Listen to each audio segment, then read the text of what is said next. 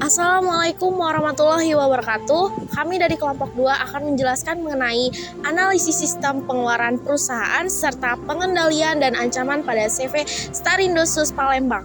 Saya tidak sendiri dan inilah rekan saya.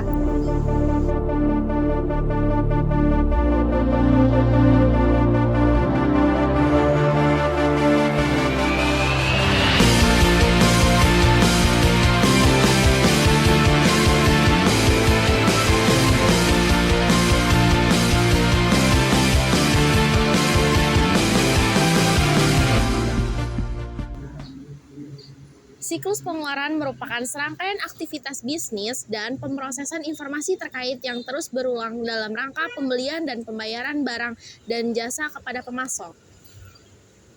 Tujuan utamanya untuk meminimalkan total biaya dalam pengadaan dan pemeliharaan barang dan jasa yang diperlukan bagi operasional perusahaan. Berikut ada 4 siklus pengeluaran aktivitas dasar.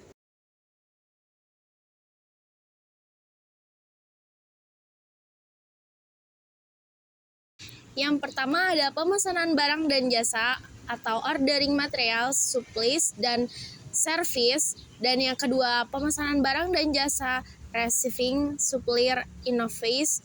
Yang ketiga penyetujuan faktur dari pemasok, approving, supplier invoice. Dan yang terakhir pembayaran atau cash disbursements. Selanjutnya ada dokumen yang digunakan dalam siklus pengeluaran. Yang pertama, surat permintaan pembelian, surat penawaran harga, surat pesanan pembelian, laporan penerimaan barang, surat perubahan pesanan pembelian, bukti kas keluar. Selanjutnya ada ancaman dan pengendalian dalam siklus pengeluaran. Yang pertama aktivitasnya adalah masalah-masalah pengendalian umum. Ancamannya, kehilangan dan kerusakan data, kinerja buruk. Pengendaliannya, prosedur cadangan dan prosedur perbaikan bencana. Yang kedua, laporan manajerial. Terus aktivitas yang kedua yaitu permintaan pembelian. Ancamannya itu pencatatan persediaan yang tidak akurat, membeli barang yang tidak diperlukan, membeli barang kualitas rendah. Nah, pengendaliannya itu dengan cara perhitungan fisik persediaan secara periodik, meninjau dan menyetujui permintaan pembelian, dan membeli hanya dari pemasok yang disetujui. Terus aktivitas yang selanjutnya itu penerimaan barang yang dipesan. Ancamannya adalah kesalahan menghitung barang dan pencurian persediaan. Nah, bagaimana pengendaliannya yaitu dengan cara tidak memberitahu karyawan tentang kuantitas barang dan pembatasan akses fisik ke persediaan, pemisahan fungsi antara penerima barang dan pengelola persediaan. Baik, selanjutnya kita akan membahas studi kasusnya. Jadi di sini kelompok kami mengambil CV Starindo Sus Palembang untuk studi kasus kami. Jadi apa sih CV Starindo Sus Palembang ini? Jadi CV Starindo Sus Palembang ini merupakan perusahaan yang bergerak dalam bidang dagang dan menjual berbagai macam sepatu yang terletak di Jalan Residen Abdul Rojak, Lorong Bintang, 2 Ilir, Ilir Timur 2, nomor 30, Kota Palembang. Nah, kita ingin melihat bagaimana sih siklus pembelian tunai pada CV Starindo Sus Palembang. Teman-teman bisa lihat siklusnya seperti yang ada dalam tampilan ini. Baik, di sini saya akan menjelaskan mengenai arus pembelian tunai untuk CV Starindo Sus Palembang. Seperti teman-teman lihat di layar, itu adalah bagan pada saat terjadi pembelian tunai pada CV Starindo Sus Palembang. Di sini dibagi menjadi 5 bagian, ada bagian gudang, pembelian pemasok, bagian akuntansi, dan kepala cabang. Pada bagian gudang, kita melakukan pemeriksaan barang dagang yang dimulai dari pemeriksaan barang dagang ya. Nah, jika ada barang dagang yang habis, kita akan membuat SPP atau surat permintaan pembelian. Nah, setelah itu jika SPP itu sudah dibuat, maka akan masuk ke dalam pembelian. Jadi dari gudang pergi ke pembelian. SPP itu akan diberikan ke dalam bagian pembelian. Nah, dalam pembelian ini sendiri kemudian membuat SPPH, di mana SPPH ini adalah surat permintaan penawaran harga. Setelah membuat SPPH, kemudian SPPH itu akan diberikan kepada pemasok. Kemudian pada bagian pemasok ini SPPH diterima dari pihak pembelian. Kemudian dari bagian pemasok membuat daftar harga, yang kemudian daftar harga barang ini yang akan dibeli itu kembali lagi ke bagian pembelian, di mana daftar harga barang tersebut akan digunakan untuk membuat daftar pembelian. Jadi dari daftar harga barang tersebut akan diberikan ke pembeli, kemudian bagian pembelian akan membuat daftar pembelian.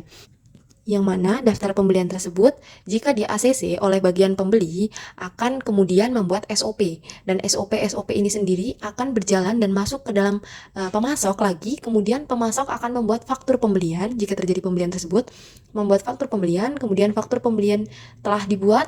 Setelah itu bagian pemasok akan mengirim barang dan mengirim faktur pembelian. Kemudian kita lanjut ke bagian akuntansi. Pada bagian akuntansi ini sendiri diawali dengan menerima faktur dari pembelian tersebut. Menerima faktur, kemudian membuat laporan pembelian. Setelah laporan pembelian itu dibuat, menginput data pembelian tunai. Berapa pembelian tunai yang masuk, kemudian apa saja faktur-faktur pembelian itu dikumpulkan, ada berapa, kemudian mengecek kembali apakah faktur tersebut sesuai dengan pembelian, kemudian membuat laporan rincian pembelian serta membuat laporan keuangan. Untuk masuk ke kepala cabang adalah bagian laporan pembelian. Laporan pembelian dari bagian akuntansi ini akan masuk ke dalam kepala cabang, yang kemudian laporan pembelian ini digunakan oleh kepala cabang untuk mengambil keputusan. Jadi kepala cabang ini sendiri dapat kita lihat teman-teman di bagian A itu daftar pembelian, kemudian daftar pembelian di ACC. Jika ia menyetujui daftar pembeliannya, akan dibuat daftar pembelian tersebut. Jadi semua transaksi dari bagian pembelian tadi dan daftar harga barang tadi harus di ACC oleh kepala cabang, dan kepala cabang jika sudah meng-ACC bisa dibeli, dan kemudian laporan pembelian itu harus kembali lagi ke kepala cabang.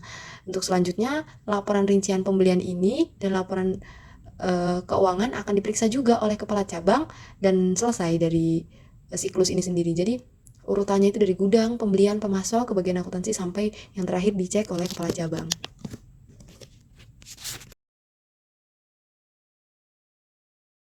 Selanjutnya di sini saya akan menjelaskan materi tentang siklus pembelian secara kredit pada CV Starindo SUS Palembang.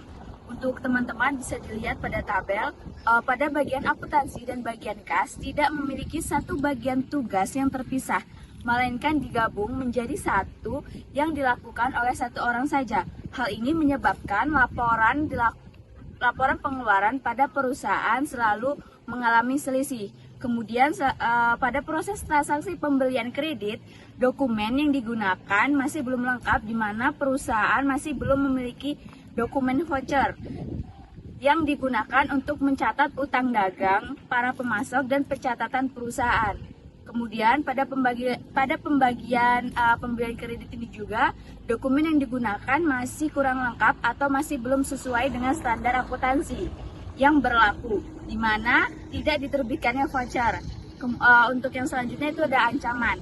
Di sini ancaman dari PT Starindo SUS Palembang ada 3. Yang pertama yaitu dokumen yang belum lengkap digunakan sesuai dengan standar akuntansi yang berlaku. Akibatnya proses pencatatan untuk uang dagang perusahaan justru dilakukan secara manual. Yang kedua, laporan pengeluaran kas pada perusahaan selalu mengalami selisih pencatatan. Kemudian untuk pengendaliannya di sini pada PT Starindo SUS Palembang itu ada 3 juga.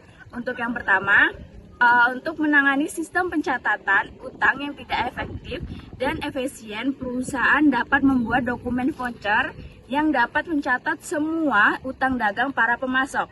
Kemudian yang kedua, perlu dilakukan pelatihan kepada para pengguna user.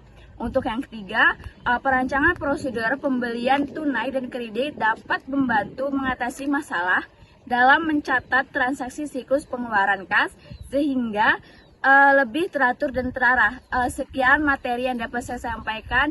Saya akhiri. Terima kasih.